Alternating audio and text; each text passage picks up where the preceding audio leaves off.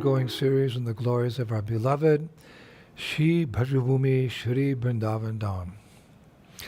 But first, Nama Om Vishnupadaya Krishna Pashtaya Bhutale Srimati Bhaktivedanta Swaminiti Namane Namaste Saraswati Deve Gauravani Pacharane Nirvishesha Shunyavadi Pastita Deshatarne. All glories to Srila Prabhupada, the revealer of the Dham. So in our last lecture, we discussed a very beautiful pastime of Radha and Krishna that you may remember took place in Kokilavan. Now, a short distance from Kokilavan is the very sacred Leela Sthan of Yavat. Yavat. I've been waiting a long time to speak about Yavat, where Maharaj Bharishabhanu built a very beautiful palace for the pleasure of his daughter Sri Rádhá when she married the cowherdsman named Abhimanyu. The Shastras say that this whole pastime of Radharani's marriage and her moving to Yavat began as a result of Kamsa's lust for Srimati Rádharáni. Yeah. One day news reached Vrindavan that Kamsa, after hearing of Radharani's legendary beauty, was planning to kidnap her and make her his own and bring her to Mathura.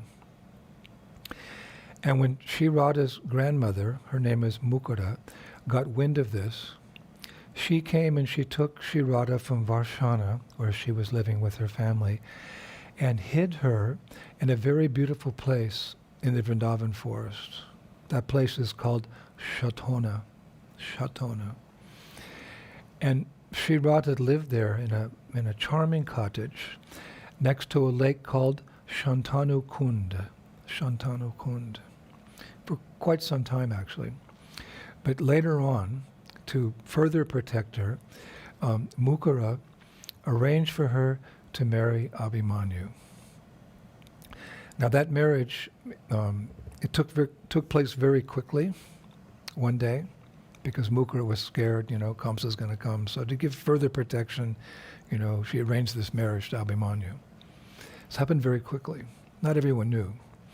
In fact, on the day of the wedding, Krishna was on his way back to Nandagram after a day of herding cows, when an older Brajbasi who was walking by offered Krishna one big luglu. And Krishna took that luglu and he bit into it. And as he was doing so, he turned and he said to that old Brajbasi, "This is delicious. Where did it come from?" So that older Brajbasi said, "Oh, Krishna, you didn't hear? There was a big marriage this morning." So as Krishna's, biting deeper into the luglu, he asked, "Oh, and who got married?" So the old Brajbasi replied, Srimati Rádharáni married. But before he could finish his sentence, hearing the name of Radharani getting married, Krishna spit out the luglu and he explained, "What? Radha?" So again, Yavat is where Sri Radha lived with her husband. Now, Yava, Y-A-V-A, is the red footlack worn by chaste Indian ladies on the bottom and sides of their feet. And Vata refers to the banyan tree. So Krishna decorated those lotus feet of Sri Radha with his own names I was reading, Krishna, Krishna, Krishna, as the design. And the tree under which he decorated Radharani's lotus feet is called Yavavata, Yavavata, from which the town's name is derived, Yavat. So as we mentioned, the palace of Yavat was built by Maharaj Vrishabhanu as a wedding gift for his daughter.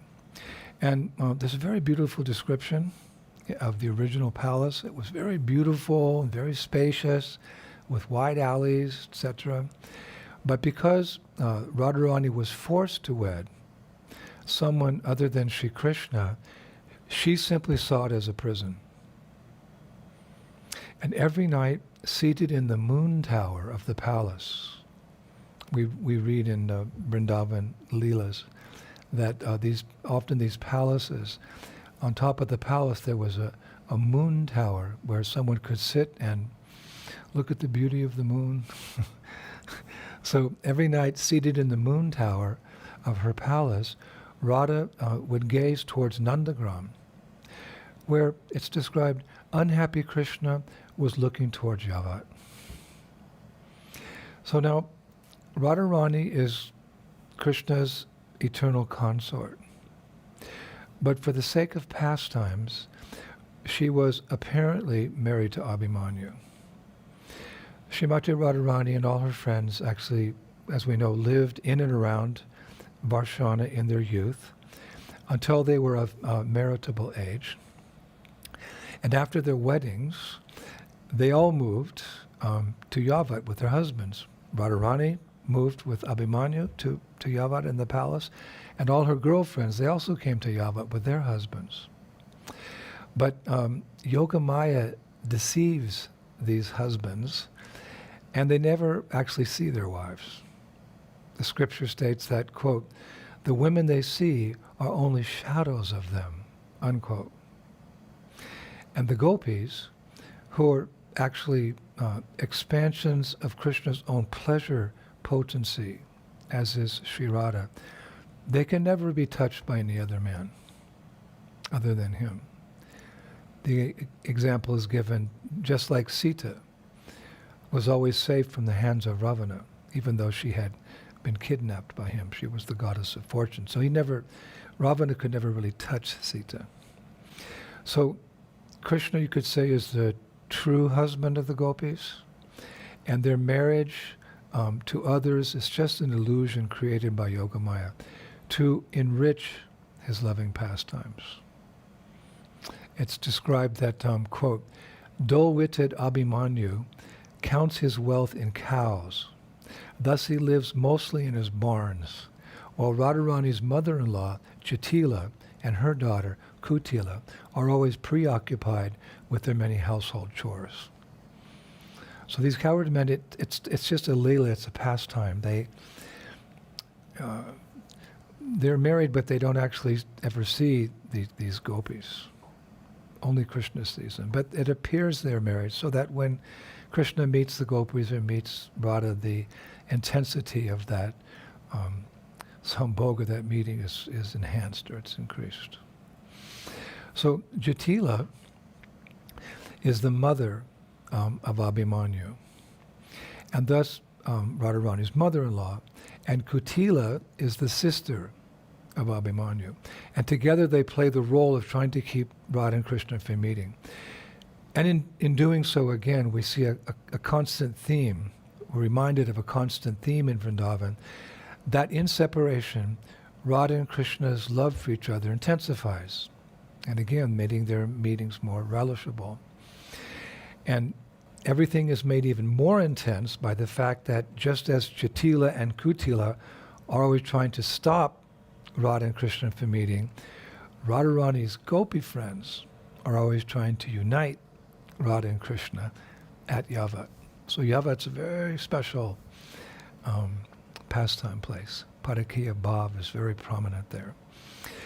So, for example, one night, under the cover of darkness, Krishna snuck into the courtyard of the Yavat palace, and he quickly climbed up a pilu tree. And from there, he began to imitate the singing of a cuckoo in order to attract Srimati Rádharani's attention. And recognizing immediately that the sound was coming from her beloved, Radharani came and she looked out the window of her room. However, Jatila also heard Krishna singing, And she came out of the palace waving a big stick. It's described his untimely singing had made Jatila very suspicious. What does it mean when the Shastra says untimely? I looked into the matter a little bit more, because cuckoos usually sing in the morning, noon, or afternoon, or any time in between, but they rarely, if ever, sing at night. You won't hear cuckoos singing at night. So Jatila took this untimely singing. So she's always, afraid Krishna's going to come in, or Radha's going to go out, and they're going to meet. So she came out that night. It's dark. It came out with it, swinging her stick. Now, Jatila is also described as half blind. So being very determined, she came out, but because she's blind, she couldn't climb the tree, so she stood at the base of the tree, and she said, "Who's there? Who's there?" So at that point, Krishna went silent. But that did not convince Jatila that whoever was cuckooing, can I say it like that? Whoever was cuckooing had left. So waving her stick in the air, she circled that tree, going around and around, while calling out to Srimati Rádharáni. She called out, "Radharani, turn the lights out and go to sleep. I am keeping a very deep-voiced cuckoo from spoiling your and our family's reputation. Tomorrow, I will hand him over to the king's men," unquote. So Radha did as she was told. She blew out the candles. But she stayed by her window. It's described exchanging gestures and whispers with Krishna, while Jatila continued to tap her stick and pace around the courtyard. Krishna was quite uncomfortable in his perch, but he remained where he was. It's described encouraged by Sri Rádha's nearby presence. And finally, Jatila sat down to rest, and then she dozed off. And making most of the occasion, Krishna then spoke openly to Radha until the light of the dawn approached, at which point he climbed down from the tree and ran out the gate. Now in the morning, enter Abhimanyu into the drama. Like someone comes on to the stage, the next part of the plot thickens. So in the morning, Abhimanyu, who had been spending the night guarding cows, entered the palace and saw his mother fast asleep in the courtyard. So waking her up, he asked, "Mother, what are you doing here?" So still drowsy, Jatila looked up into the tree and she said, Someone's in the tree making cuckoo sounds." So Abhimanyu looked up and didn't see anything. So he said, "Mother, there's no one up there, what to speak of a cuckoo bird." So Jatila said, "I am certain that a very mischievous person climbed up the tree to gain access to your new bride. He must have left as I rested."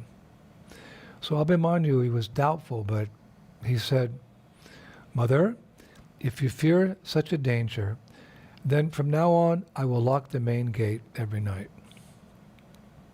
So the acharyas say the next day, all Krishna could think of was Srimati Rádharáni. So that next night, he made his way back to the palace again. And while circling that mansion, that palace, towards the back of the palace, he came to a cluster of berry trees, B-E-R-I, berry trees, which in English means the Indian plum tree. And they made a little kind of a forested area right at the back of the palace there called Daha Ravana forest. It's on the opposite side of the palace from where Krishna was the night before. So Krishna was standing next to one of those berry trees, Indian plum trees, closest to the wall, next to another window of Radharani's room. So he called out to Radha with his cuckoo-like voice. And again, Jatila, suspecting foul play, she came out of the palace with a stick, and she went around to the back of the palace. But she couldn't see Krishna. Although this time he's not in the tree, he's at the base of the tree, but she couldn't see him because I was reading that Yoga Maya, she makes Krishna invisible whenever he's in Yavat. So none of the residents of Yavat, except for Vrindavaneshwari, and perhaps some of her gopis can see him, but everyone else not allowed to see him when he's there to facilitate the pastime. So she couldn't see Krishna standing there. And the pastime's described in detail, actually. There's more detail given than I've shared in Rupa Goswami Ujjvala Nilamani 116. Because I was curious. I'd heard, many of us have heard the pastime. When we go to Yavat, the speaker always talks about the pastime of Krishna climbing the tree, making the sound of the cuckoo. But I didn't know that the next night Krishna came back again, and on the other side of the palace, under a berry tree, he again sounded like cuckoo, bird. But when I was reading Ujjvala Nilamani, before giving this class, I discovered. And then I found elsewhere it's described in other places as well. So we can summarize in more detail. Rupa Goswami 116, Ujjvala Nilamani. He gives us an insight into this pastime. Quote, last night, Shri Krishna was standing near a berry tree near Srimati Rádharani's courtyard, cooing like a kukila again and again. Srimati Rádharani understood his signal, but as soon as she went to open the door, her bangles and bells sounded. Shri Krishna heard them, but from inside the house, old Jatila called out, "Oh, who is there? Who is there?" Hearing her loud call, Shri Krishna, with a distressed heart, spent the whole night under the berry tree. Shri Rupa Goswami ki. So 2 times the similar Leela with a little variation. So wonderful. One Acharya concludes, quote, may the fortunate and pure-hearted souls who know what secrets Shri Krishna and Srimati Rádharani share from their respective hiding places on these moonless nights be merciful to us. These moonless nights be merciful to us. So there are a number of famous pastimes at Yavat, which we'll share with you perhaps in the next 1 or 2 lectures. But we can finish today with a humorous one, again with Jatila, and this time along with her daughter Kutila. Now, Jatila's name is very interesting. It refers to a jat, Jatila. A jat is refers to the distinctive bunch of hair on her head. She has a big jat, we say, on her head. And generally it's the sadhus who wear this style of hair. Sadhus, typically they never cut their hair. I was told they keep their tejas, their spiritual strength, in their hair. So they don't cut. It grows very, very long. I personally seen sadhus with hair that goes down to the ground or even longer. In fact, I took a photo one time of a sadhu I met in Nepal, up in the mountains near Muktinath, near the Kaligandaki River.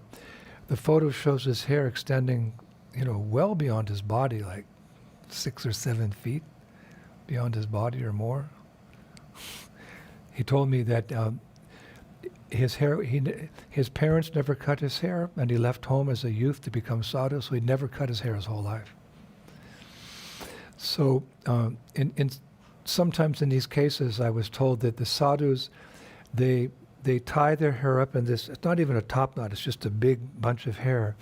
And in order to keep it there, some of the sadhus, they mix they mix in tree resin and other substances to keep their jat from falling to the side. They put the tree resin there so it becomes, very solid, doesn't move. And it stays like that for their whole life. So Jatila had a tangled head of hair like that above her head. But the important thing here is that the acharyas say that her mind was also jat, very, very twisted and very entangled. So Jatila. She's always thinking, how to keep Radha in Yavat and how to keep Krishna out of Yavat. So this is her mentality. This is all Purnamasi, Yogamaya's arrangement to facilitate these leelas. And her daughter, Abhimanyu's sister, his name was Kutila. And in Sanskrit, Kutila means crooked. So the both of them, Jatila and Kutila, are always presenting obstacles to Radha and Krishna's meetings. So one day, Srimati Rádharáni had a scheduled meeting with Krishna in a beautiful grove not far from the palace. So she made an excuse that she was going to pick flowers, and Jatila initially agreed. But as the day progressed, Jatila, with her entangled mind, began to worry that, she's gone a long time. Maybe she's meeting with Krishna. So she sent Kutila to look around the area outside, in the fields, the pastures, the forest, to see if Radha and Krishna were meeting. So in time, Kutila actually approached the place where Radha and Krishna were meeting. But Sri Radha had posted several of her gopis as lookouts. And when they spotted, Kurikad Kotila coming, they ran to tell Radha and Krishna. So Radha and Krishna cleverly hid themselves in a very close and nearby forest. So you would think, Radharani's hidden, Krishna's hidden, but there's always a problem in Krishna's hiding somewhere. He can be easily discovered. He's God. How can he be easily discovered? The reason he can be easily discovered is that his transcendental body is extremely fragrant. Extremely fragrant. The aroma of Krishna's body smells like aguru, which is a very rare and expensive oil or perfume that we use in our deity worship. Aguru mixed with musk, sandalwood, and camphor. And when I read that, some months ago, I read that. I have some aguru actually, and I also have musk perfume, but this musk perfume that I have is from the 1920s, because musk perfume, the original perfume, is banned in India because unscrupulous people take it from the musk deer in an improper way. The sadhus used to take that musk. It comes in little granules in the navel of the musk deer. So they'd take a silver spoon, the sadhus, and they would take out these little granules from the navel of the musk deer. The musk deer uses that aroma to attract the female deer. So in mating season, it becomes very predominant. So sadhus would take a little silver spoon, take some of the granules and mix it in and make a perfume for their deity worship. But modern day persons would, anyway, I won't go into detail, but it's forbidden now to take that musk granules from the male deer. But I have some from 1920, some of that oil. So I mixed it with aguru, the musk, the sandalwood, camphor, offered it to my deities, and then after the puja, I got to smell the actual aroma that Krishna's transcendental body has, and something wonderful. Prabhupada would say simply wonderful. So that when Krishna hides, the gopis, who's ever looking for him, they can easily find him because that aroma is very strong. In fact, in Shastra it says that if Krishna's someplace and then he leaves, that distinctive aroma stays in that place for at least a danda or 20 minutes. So now when Kutila came on the scene, she smelled that fragrance and she immediately said, I know that Shyam has been here. So Shyam, or Shama, of course, is one of the popular names for Krishna, especially in ISKCON. And Shyam means, it refers to the hue of his transcendental body, which is like the color of a monsoon cloud. Shyam means the color of the monsoon cloud. And we often call out in ISKCON, Radhe Shyam, Radhe Shyam.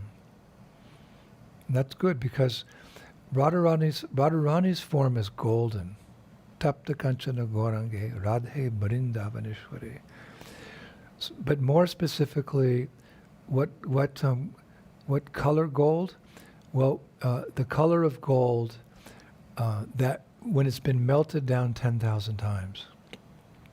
Because when gold is melted down by jewelers, it becomes more golden, more lustrous, more beautiful. So the color of Radharani's transcendental body is the color of gold that's been melted down 10,000 times.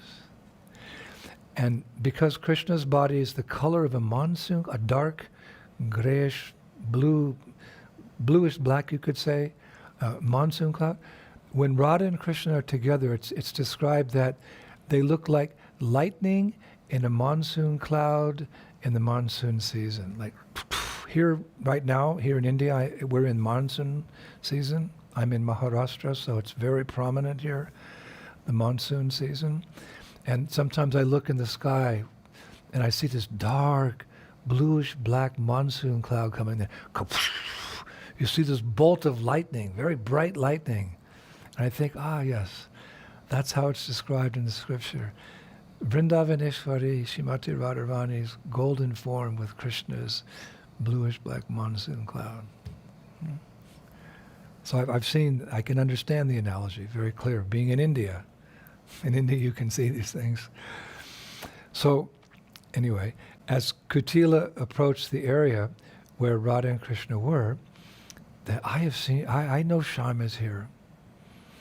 So in order that she didn't look for Krishna, Radharani devised a plan. Well, you could say Radha and Krishna devised a plan.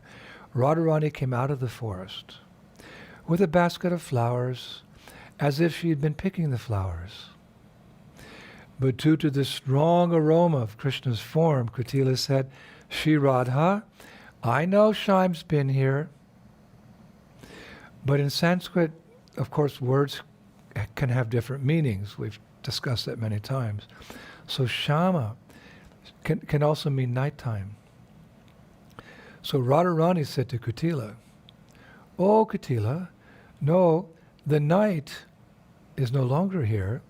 You can see the morning is coming, the sun is rising. So Kutila got frustrated and she said, No, I mean Hari. Hari is nearby, I can smell him. But the word Hari can also mean lion in Sanskrit. So Sri Rádhá said, Oh, Kutila, you smell the lion? Oh, you have saved our lives. Thank you. We must all leave immediately. So seeing that she wasn't making any progress, Kutila stomped off. So then Krishna, the plot thickens. Then Krishna, he did the most amazing thing. He disguised himself to look like Abhimanyu. And catching up with Kutila, he said, Oh, my dear sister, what are you doing here? So Kutila, she was surprised to see her brother, who was actually Krishna disguised as Abhimanyu. So she said, Oh, Abhimanyu, you know, I almost caught Radha and Krishna together. I almost caught your wife with Krishna. So Krishna, disguised as Abhimanyu, he said, Good work, Kutila. You know, I have to tell you something very confidential. It's a secret. He said, I have heard that Krishna has disguised himself as me. And when Kutila heard that, she shook her her head and she said, "That rascal Krishna, he's disguised himself to look like you?" And Krishna, disguised as Abhimanyu, he said, "Yes. And I'm going to call King Kamsa and get some soldiers and have that rascal arrested. And as soon as I do that, I'll fetch Radharani, take her into her quarters, lock the doors, and stay with her and protect her." So Kutila said, "Yes, you must do that." So then Krishna disguised as Abhimanyu, he went on, he said, "And you should be aware, Kutila, that I have heard that this Krishna, disguised as me, is going to come to the palace at the normal time I usually come, and he's going to try to enter the palace. I want you to go back now, and you tell our mother what he's planning to do. He's planning to come to the palace. Then the two of you go to the Goshala, and you get some very wet cow dung and make big cow patties and pile them on the roof." So Kutila said, "Well, why would we do that?" So then Krishna, disguised as Abhimanyu, he said, "Well, when that rascal Krishna comes disguised as me, you ask him who he is, and he will tell you a big lie at the gate. He will say, 'Of course I'm Abhimanyu.' And at that time, you take those big, wet cow dung patties and you throw them down on him." So Kutila started laughing and laughing. She said, "I love this plan. Oh, Krishna's going to come disguised as you to the palace." So she ran home, and together with Jatila, they went to the barn and they got very fresh cow dung and made into patties. I think it's described 20 or 30. And they piled them on the roof just in front of the main gate to the palace. And they waited for Krishna, disguised as Abhimanyu, who's actually Abhimanyu. So at the normal time, the real Abhimanyu came home. But he saw the door to the palace was locked. This is unusual. And, he looked up and he saw that his mother and his sister were up on the roof, screaming at him, "You rascal, you Debachi, we know who you are. You're Krishna." So Abhimanyu, he's like, "What?" He looked up, he said, "Mother, have you gone mad? Kutila, you're my sister. I'm Abhimanyu. I'm not Krishna." So Jatila and Kutila shot back, "No, you are Krishna disguised as Abhimanyu." So Abhimanyu yelled, "Come on down, you can pinch me, you can see I'm your son." So then Jatila and Kutila said, "We knew you would say that." So at that very moment, they started throwing down these very wet cow dung patties all over him. They were splattering, it's described, all over him. And they threw more and more.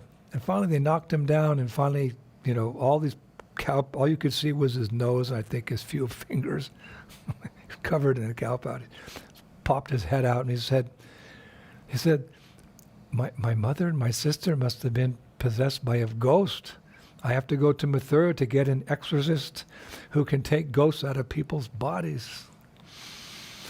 So I remember in the beginning of the movement, I'm not sure now, but in the beginning of the movement, there was a picture of a painting in the old Nectar of Devotion, accompanied by a comment by Srila Prabhupada, where you see Jatila hitting the real Abhimanyu with a stick, screaming at him, "You rascal, you're Krishna." And Abhimanyu saying, "No, I'm your son." And Kutila's nearby adding, "Hit him more, mother, hit him more." So Prabhupada's commenting on that picture, that painting. Remember that. So it's a well-known pastime in Braj. Now these are very simple pastimes. And one may think, oh, the pastimes of the Lord, He's God, they must be very complicated. But actually, the beauty of love is often in its simplicity.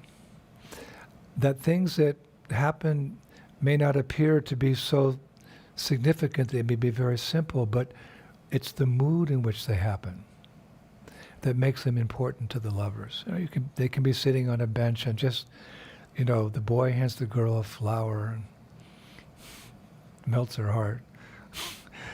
So loving affairs can be very simple, but it's the mood behind them that really makes them what they are. And that's especially true in the spiritual world. If it's true in this world, how much more important it is ad infinitum in the spiritual sky. So simple pastime. I've told this pastime of the cow dung patties many times, but it's always ever fresh, just like the cow patties. They were very fresh. So the pastimes are always fresh in Krishna Lila, and we can say them, sing them, glorify them again and again and again. So I hope you enjoyed these wonderful pastimes today. I mentioned, I think in the last lecture, that Krishna brought Goloka to this earth and manifested it as Gokula. And he performed many leelas, many pastimes in Gokula, both for the pleasure of his devotees in the spiritual world, but for the benefit of the conditioned souls as well in this world. And when he had enacted sufficient pastimes, he left this world for Goloka, confident that if we spent a good amount of time, now we're saying a good amount of time, hearing and chanting these pastimes, we will become purified to the point that we can join the same pastimes in Goloka. You only get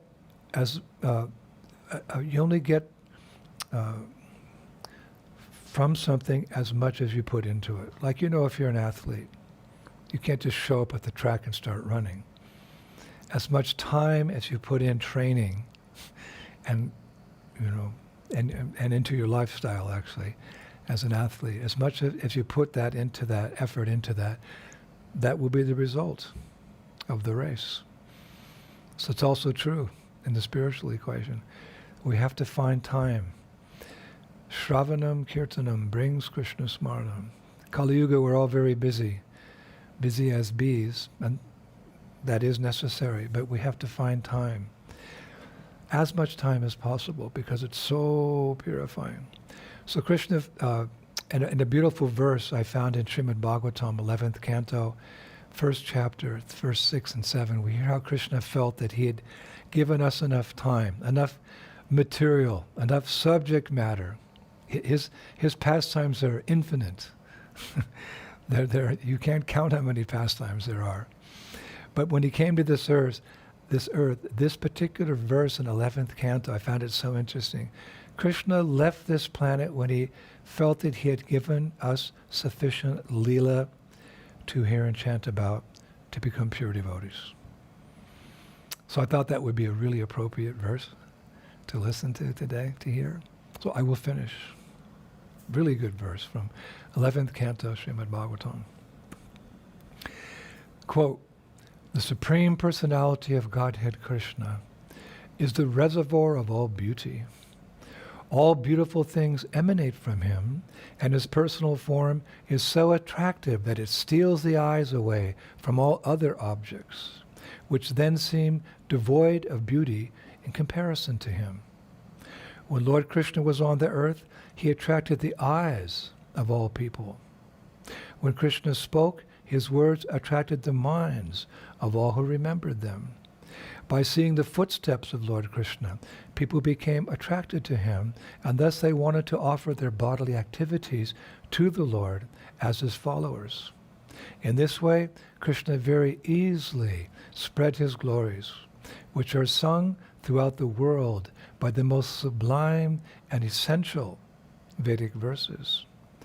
Lord Krishna considered that simply by hearing and chanting those glories, conditioned souls born in the future would cross beyond the darkness of ignorance. Being satisfied with this arrangement, he left for his desired destination." Wow. Hare Krishna.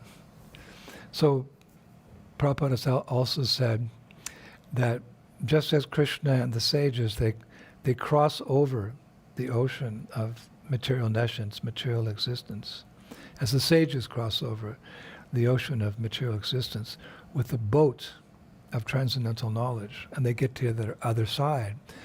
The mystical thing is that that boat of transcendental knowledge with which they cross the ocean of nescience to the other side is still on this side.